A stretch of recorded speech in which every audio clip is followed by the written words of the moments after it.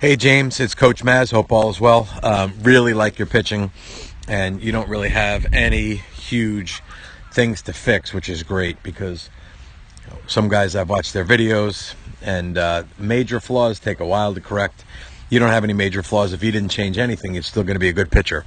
But there's a couple things I'm going to show you that are small fixes that will help you with a couple things, with your velocity, with your command, with the action on your breaking ball and changeup, and probably most importantly on your arm health. So I'm going to show you some of the goods that I like first that you do compared here to Jacob deGrom, and then I'm going to show you the one thing that I think is something you can really work on. So I like this nice athletic leg kick here. You're starting to slightly move forward, big kick, rotated back, really good. I like this position as you come down, you get some push into the rubber, you start to get some tilt with your upper body, which I like because that shows me that you're pushing into the ground, right? You got a nice loose natural arm swing. Stride length maybe a little short, which I'll give you a slight pass on because the mound was pretty brutal. Here's your right arm, your back arm here is in pretty good shape at foot strike. Okay, you get pretty well out in front at release, and then here's your finish. Okay, coming around to the side. All right. So overall pretty good. Let me show you Jacob deGrom here, and then I'm going to show you the couple of things I'd like to see. So deGrom gets this kind of similar athletic move here at the leg kick, right? He gets some forward momentum and he starts to push into the rubber, same way that you were doing. He gets good stride at foot strike. He's got that good L position in his right arm. Gets really good bend out front, release, and then this good finish through. Okay, so you're in good shape. Let me kind of pick out some of these small points here. First is when I take you here through to, or even before foot plant. So look right here. I like this position you're in right here.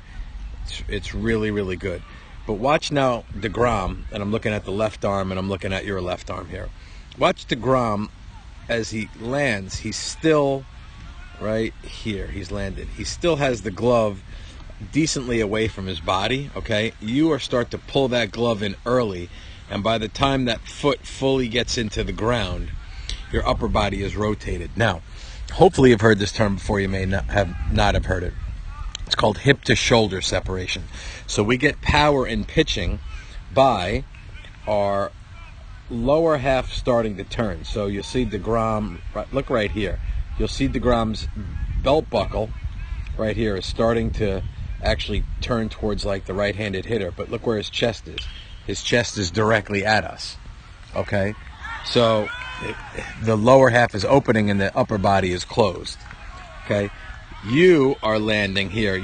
Your lower half is starting to open already, and your upper half is also opening. So you're losing torque.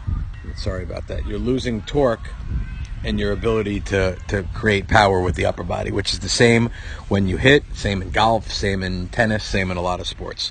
So at foot strike, I'd like your upper body to be more closed and the glove to be out more. Okay, that's piece number one. Number two is watch through release here. It's a small thing, but look at your toe through release.